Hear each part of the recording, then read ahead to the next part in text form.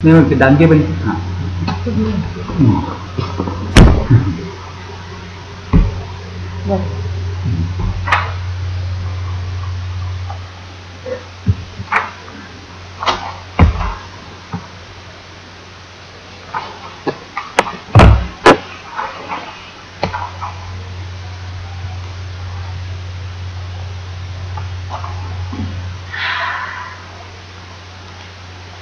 नमन करू गुरुराज प्रेम से, नमन करू गुरुराज, नमन करू गुरुराज प्रेम से, नमन करू गुरुराज। करुणा कर ये भव दुख कारण, पूर्ण करते काज प्रेम से, पूर्ण करते काज प्रेम से। नमन करू गुरुराज, नमन करू गुरुराज प्रेम से, नमन करू गुरुराज। सब देवन के अग्रदेव ये, सबके है शिरताज प्रेम से, नमन करू गुरुराज, नमन करू गुरुराज प्रेम से, नमन करू गुरुराज। जीवन मुक्त करे एक पल में, देत अखंडित राज प्रेम से, नमन करू गुरुराज, नमन करू गुरुराज प्रेम से, नमन करू गुरुराज। दीन दास्य के है यह प्रभुवर, भागीरथी महाराज प्रेम से, नमन करू गुरुराज, नमन करू गुरुराज प्रेम से, नमन करू गुरुराज।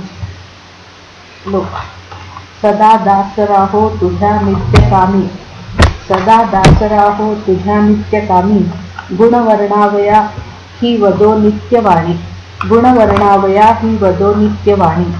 उल्हास राहो चित्त मनाला, उल्हास राहो चित्त मनाला, नमस्कार माझा सद्गुरु माऊलीला, नमस्कार माझा सद्गुरु माऊलीला।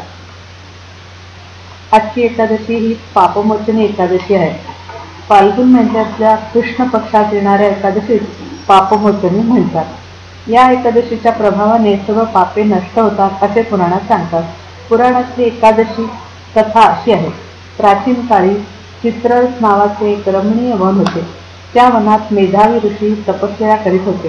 ते मोठे शिवभक्त होते। त्यावेळी इंद्रदेव ही इतर देवता समवेत स्वच्छंद विहार करीत त्या वनात येतात। त्यांच्याबरोबर मंजुभट नावाची अप्सराही असते। ती शिवाचा द्वेष करणारी असते। त्या ऋषींचा तपोभंग करावा असे तिच्या मनात येते। ती ऋषीजवळ येते। ऋषी अप्सरेचा हावभाव नृत्य गीतावर मोहित होतात आणि त्या अप्सरेबरोबर आनंदाने कालक्रमण करू लागतात। काही काळानंतर ती अप्सरा देवलोकी परत जाण्याबद्दल अनुज्ञा मागते। त्यावेळी ऋषींना आपल्या पूर्वतिथीचे तपस्येचे स्मरण होते आणि ते अप्सरेवर अत्यंत क्रोधित होतात आणि तिला पिशाच योनीत जातील असा शाप देतात। ती भयाने थरथर कापू लागते आणि नंतर ऋषींची क्षमा याचना करते। त्यावेळी ऋषी तिला पापमोचनी एकादशीचे व्रत करण्यास सांगतात। ती व्रत करते आणि कालांतराने तिची मुक्तता होते। ती देवलोकी निघून जाते। या प्रसंगानंतर ते ऋषी अत्यंत दुःखी होतात। त्यांचे पिता च्यवन ऋषी असतात। या पापातून पुत्राची मुक्ती होण्यासाठी ते मेधावी ऋषीलाही पापमोचनी एकादशी करण्यास सांगतात। व्रत केल्यानंतर ऋषी पापमुक्त होतात। आता गुरुदेव आपल्याला काय सांगतात ते पाहू।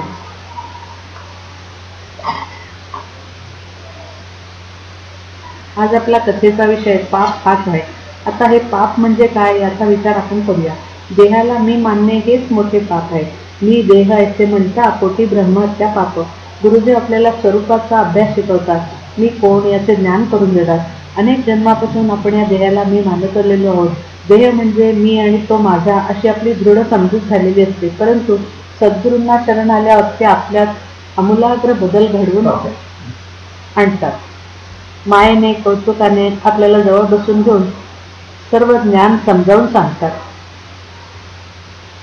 साजणी कौतुक गुरुनी केले, साजणी कौतुक गुरुनी केले, बसवून सन्मुख सांगून गोष्टी, बसवून सन्मुख सांगून गोष्टी, हात धरून मंदिरात नेले, हात धरून मंदिरात नेले, साजणी कौतुक गुरुने केले. गुरुदेव आधी अंतरातला अभ्यास सांगतात, आपल्याला अंतर्मुख करतात. मी म्हणजे हा देह नसून त्याला जाणणारा, पाहणारा, ओळखणारा सच्चिदानंद स्वरूप असा आत्मा आहे असे गुरुदेव सांगतात. तो तिन्ही काळात भूत, वर्तमान आणि भविष्य राहणारा, जागृती, स्वप्न, सुषुप्ती या तिन्ही अवस्थात सदैव सत स्वरूपात कायम राहणारा असा आहे. दशलक्षणांनी युक्त असे मी ते स्वरूप गुरुदेवांनी पटवून दिले. गुरुदेव दशलक्षणे सांगतात. सत, चित, आनंद, द्रष्टा, साक्षी, चैतन्य, निर्गुण, निराकार, व्यापक आणि परिपूर्ण असा दशलक्षणांनी युक्त मी हा देहाहून अजिबात निराळा आहे असे गुरुदेव पुन्हा पुन्हा सांगतात. मी देह नाही, माझा देह नाही, वरचे वरी बोध करावा मनात, नित्य नवी मौज सद्गुरु श्रवणात, नित्य नवी मौज सद्गुरु श्रवणात, हरपले रूप दावी शिक्षणात, हरपले रूप दावी शिक्षणात, नित्य नवी मौज सद्गुरु श्रवणात. हा देह म्हणजे मी नाही आणि तो माझाही नाही. हा देह पंचभूतांचा आहे. तो नाव शिकवणार आहे. स्थूल, सूक्ष्म, कारण आणि महाकारण असे 4 देह समजावून सांगतात गुरुदेव. तत्वविवरण करून त्याही देहातील पंचभूतांची लक्षणे विवरण करून सांगतात. मी कसा वेगळा आहे हे तळहाताच्या आवळ्यासारखा स्पष्ट दाखवतात.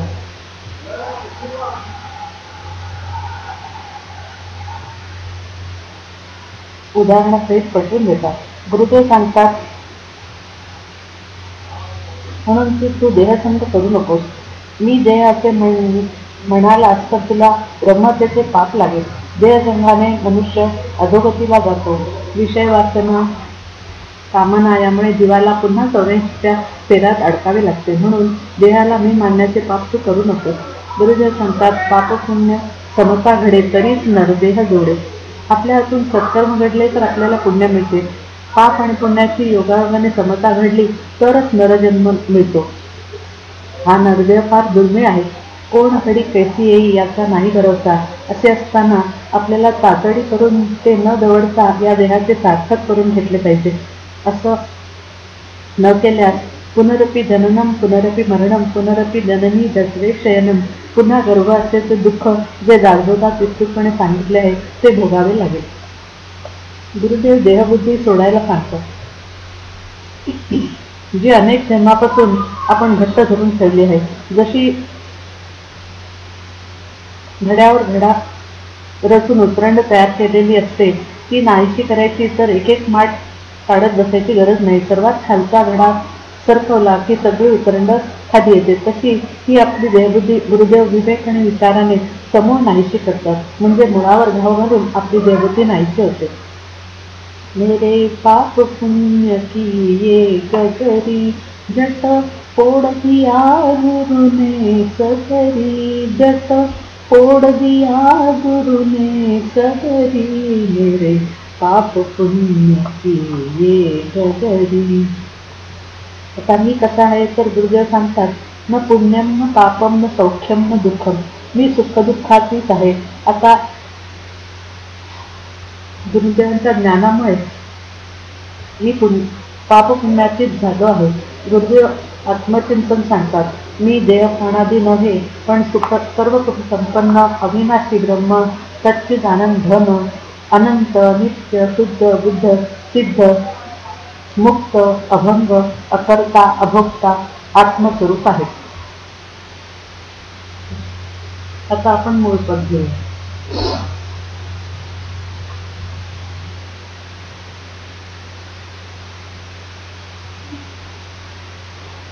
नामाचे चिंतन श्रेष्ठ पैसा धन, नामाचे चिंतन श्रेष्ठ पैसा धन, जातील जळोनी महापापे, जातील जळोनी महापापे, न लागे धूम्रपान पंचाग्नी साधन, न लागे धूम्रपान पंचाग्नी साधन, करिता चिंतन हरी भेटे, करिता चिंतन हरी भेटे, बैसो निवांत करा एक चित्त, बैसो निवांत करा एक चित्त, आवडी काय गीत विठोबाचे, आवडी काय गीत विठोबाचे, सकाळहून सोपे हेची पैसा धन, सकाळहून सोपे हेची पैसा धन, सेना म्हणे आण विठोबाची, सेना म्हणे आण विठोबाची, नामाचे चिंतन श्रेष्ठ पैसा धन, नामाचे चिंतन श्रेष्ठ पैसा धन, जातील जळोनी महापापे, जातील जळोनी महापापे. महाराष्ट्राला संतांचं माहेरघर म्हणतात. तुकाराम, ज्ञानदेव, नामदेव, सखुबाई, जनाबाई, संत एकनाथ अशी संतश्रेष्ठ मंडळी सर्वांना परिचित आहेत. रामदास स्वामी अशा संत कुळातले आणखी एक संत सेनाजी महाराज होऊन गेले. त्यांचा अभंग आपण मोठपट म्हणून घेतला आहे. त्यांचा थोडक्यात परिचय करून देते. ते नाविकवात जन्माला आले, पण त्यांचाही अधिकार मोठा होता. त्यांनी आयुष्यभर विठ्ठलाची भक्ती केली. त्यांचे आईवडील सत्शील दंपती होते. त्यांचे संस्कार घेऊनच सेनाजी मोठे झाले. ते त्या काळी राजदरबारात महाराजांच्या चाकरीला होते. आपली सेवा ते नित्य नेमाने आणि मनापासून करीत होतात. त्यामुळे राजांची त्यांच्यावर विशेष मर्जी होती. ते आल्याशिवाय राजा आपले नित्यकर्म राजकारभार सुरू करत नसत. सेनाजी अत्यंत आपुलकीने आणि प्रेमाने राजांची सेवा करीत असत. एक दिवस असे घडले की काही संत मंडळी त्यांच्या गावी आली होती. ते सर्व नामानंद गुरूंचे शिष्यगण होते. त्यांना पाहताच सेनाजींना खूप आनंद झाला आणि त्यांनी आग्रह करून त्या संतांना आपल्या घरी नेले. त्यांचा यशोचित पाहुणचार केला. भावभक्तीने त्यांची चरणसेवा केली. या गडबडीत त्यांना रोजच्याप्रमाणे राजांच्या सेवेत जाता आले नाही. महाराजा रोजच्याप्रमाणे सेनाजींची वाट पाहत होते. त्यांना वेळेवर नाणे करता आले नाही. त्यांनी सेवकांना सेनाजीकडे पाठवले, परंतु सेनाजी काही आले नाही. राजाने रागावून देहदंडाचे प्रायश्चित्त सुनावले. भगवंताच्या ते लक्षात आले तेव्हा त्यांनी स्वतः सेनानीचे रूप घेतले आणि राजाकडे जाऊन सेवा केली. त्या दिवशी राजांना आश्चर्यजनक असा दिव्य अनुभव आला. मालिश केल्यामुळे त्यांची व्याधी पूर्ण कमी झाली आणि नवचैतन्य आल्यासारखे त्यांना वाटले. त्यांनी आत्ताच स्वतःला न्याहाळले किंवा आत्ताच त्यांना पांडुरंगाचे रूप दिसले. थोड्याच वेळात काम आटोपून देव अंतर्धान पावले. हा प्रकार झाल्यावर राजाने पुन्हा सेनाजींना बोलावून पाठवले. यावेळी सेनाजी बिलबितच आले. त्यांनी राजांची पुन्हा पुन्हा क्षमा मागितली. राजा म्हणतात, तुम्ही तुमचे काम चोख केलंय, तुम्ही क्षमा का मागता? तेव्हा सेनाजी म्हणाले, मी कामावर आलोच नाही. नंतर सर्व प्रकार दोघांच्याही लक्षात आला. स्वतः भगवंत पांडुरंग सेनाजीच्या मदतीसाठी येऊन गेले होते. क्षणभर संतांची सेवा केली याचे असे फळ सेनाजींना मिळाले. भक्तासाठी देव कसा धावून येतो याचे हे उदाहरण आहे. देवाला सर्वस्व अर्पण करणाऱ्या सेनानीचे पद आपण घेतले आहे. नामाचे चिंतन श्रेष्ठ ते साधन, जातीला जळवणे महापापे. महापापापासून सुटका करून घ्यायची तर आपल्याला नामाचाच आधार घ्यावा लागतो. नामाचा महिमा सर्व संतांनी गायला आहे. गुरुदेव नवविधा भक्तीचे महत्त्व सांगतात. त्यात नामस्मरण भक्ती ही तिसरी आणि महत्त्वाची भक्ती आहे. नामस्मरण ही सोपी आणि श्रेष्ठ भक्ती आहे ती सेनाजी सांगतात. नाम घेण्याला कशाचेही बंधन नाही. नाम कसेही आणि कुठेही घेता येते. त्यामुळे सेनाजी म्हणतात, हे अगदी सोपे साधन आहे. धूम्रपान किंवा पंचाग्नी साधन असे अवघड काही करावे लागत नाही. नुसतेच शरीराला कष्ट दिल्याने भक्ती होत नाही. उलट निवांत बसून एकचित्ताने विठ्ठलाचे नाव घेणे केव्हाही चांगले आहे. नामस्मरणाने आंतरिक समाधान मिळते, संकटे नाहीशी होतात, विघ्न निवारण होते. म्हणून सदा सर्व काळ नामस्मरण करावे असे पंथ सांगतात. आणि सकाळी नामस्मरण केल्याने सद्गती मिळते असे म्हणतात. सेनाजी विठोबाची शपथ घेऊन सांगतात की हे सोपे साधन सर्वांनी अवश्य करावे. देवांचे देव महादेव हेही रामाचा जप करतात. रामजप सांगून ते भक्तांना मुक्त करतात. काशीला मुक्ती देणारे क्षेत्र म्हणतात. आपले गुरुदेव कायाकाशी सांगतात आणि तारक मंत्र देऊन मुक्त करतात. दासबोधात मनाच्या श्लोकामध्ये हे श्लोक रामदासकवी सांगतात. जगती धन्य वारणाचे पुण्य राशी, तय माझी जाता गती पूर्वजांची. मुखे राम नामावळी नित्य काळी, दिवा हीच सांगे सदा चंद्रमौळी. देवाचे देव महादेव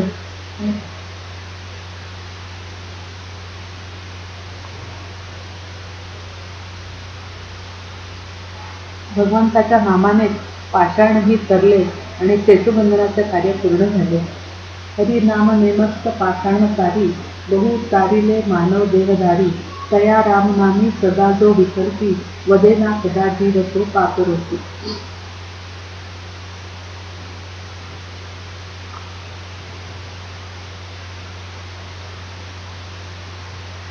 हिरण्यकशिपूचा मुलगा प्रल्हाद आपल्या पित्याच्या आज्ञेविरुद्ध भगवान विष्णूचे सतत नामस्मरण करीत असे.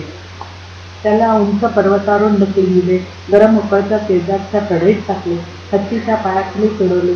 परंतु प्रल्हादाच्या अखंड नारायण स्मरणाने प्रत्येक वेळ त्याचे संरक्षण झाले. त्याला काही इजा झाली नाही. उलट त्याची आत्या होलिका मात्र अग्नीत जळून गेली. महाभक्त प्रल्हाद हा देश फुली, जसे रामनामावळी नित्य काळी. सीता पापरूपी तया देखविना, जनी देखेतो नाम मुखे नेमी. हिरण्यकशिपू पापी होता, त्याने कधी नामस्मरण केले नाही, म्हणून तो दैत्यत राहिला. श्रीमद भागवतातील अजामेय ब्राह्मणाने अंतकाळी आर्ततेने आपल्या मुलाचे नाव घेतले. त्यावेळी भगवान नारायणाचे पार्षद धावून आले आणि त्यांनी यमदूतांना पळवून लावले. अजमेय पापी वदेपुत्र कामे, तया मुक्ती नारायणाचे नामे. तुका कारणे कुंतवी रामवाणी, मुखे बोलता ख्याती झाली पुराणी. एका व्यक्तीने आपल्या पोपटाला रामनाम शिकवले, त्यामुळे ती उद्धरून गेली. तये द्रौपदी कारणे लागवेरिये, स्वरे धावतू सर्व सांडोनी मार्गे. कळी लागू झाला जसे बौद्ध मोनी, मुपेक्षी कदा देव भक्ताभिमानी. द्रौपदीसाठी सर्व काही सोडून भगवंत धावत सुटला आणि त्याने तिची लाज राखली. देवभक्तांचा कैवारी असतो, तो कधीही भक्तांची उपेक्षा करीत नाही. नामाचा महिमा इतका आगाध आहे.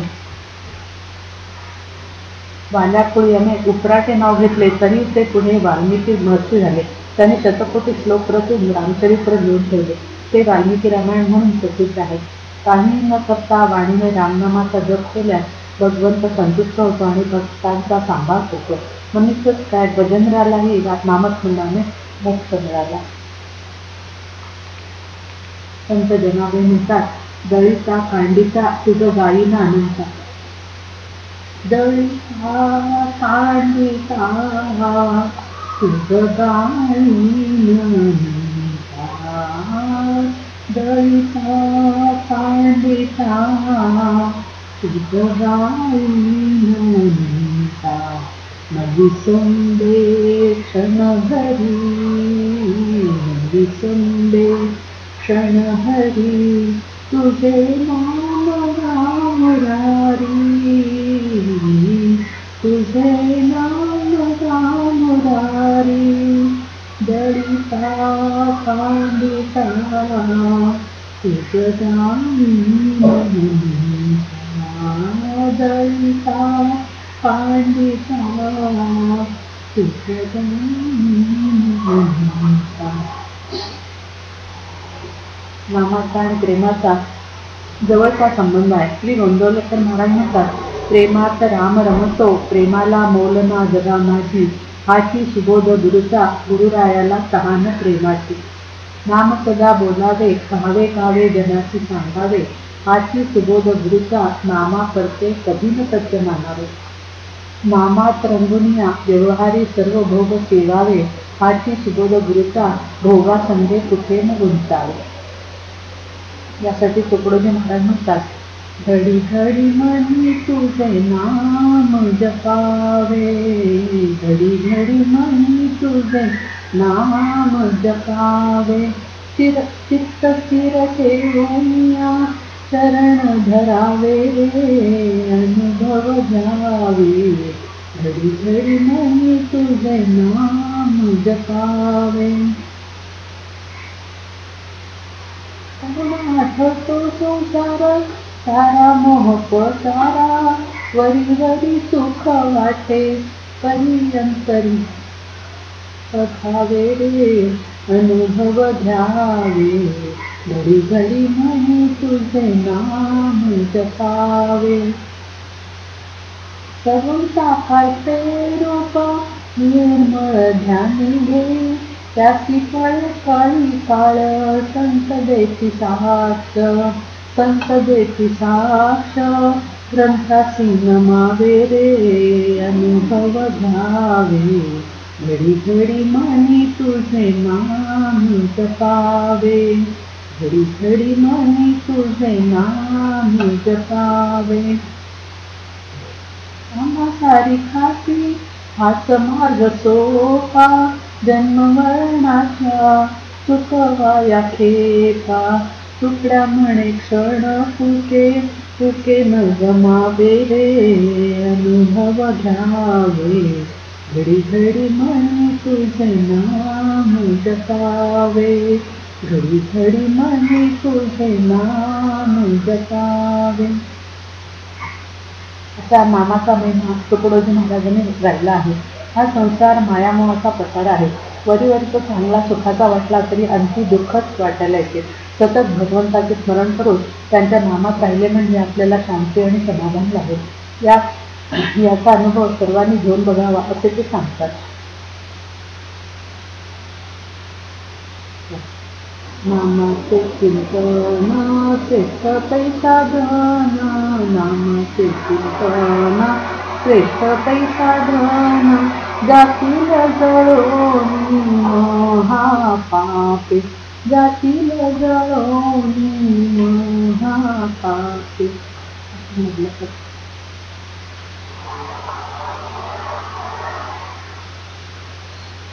नित्य नामाची आवडी दुःख जाते देशोधडी, हो नित्य नामाची आवडी दुःख जाते देशोधडी. गुरुनामे चित्त क्षालन, गुरुनामे चित्त क्षालन, गुरुनामे तापशमन, गुरुनामे तापशमन. नित्य नामाची आवडी दुःख जाते देशोधडी, हो नित्य नामाची आवडी दुःख जाते देशोधडी.